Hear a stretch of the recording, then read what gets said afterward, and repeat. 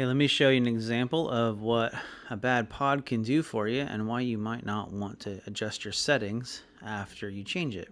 So back here, we can see Tessa's overnight, a little bit lower than her range, which is right about 85 to 90 with negative IOB. That's fairly substantial, kind of close to a unit occasionally. So I actually lowered Tessa's basal this morning, and she did well through her volleyball and activity in the morning, and then just started rising sort of out of nowhere. And then lunch did not go as well as expected. Didn't quite come down to 0 IOB and in range, and a light snack. And then some reason this other snack just didn't work out well, even through volleyball. So she had a little bit of food here uncovered going into volleyball, and she just got higher and higher and higher, even with playing for like 2 hours.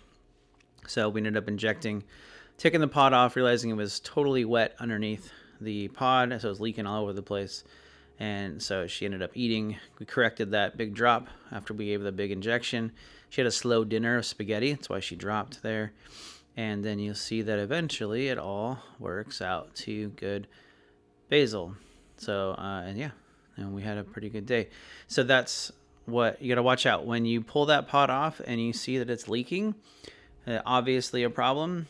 Don't go increasing basal, or if you did increase basal or make your carb ratio stronger earlier in the day, you may want to back off that change as you notice that the pod is actually junk. So put it on, roll everything back, and see how it goes. All right, hope that helps.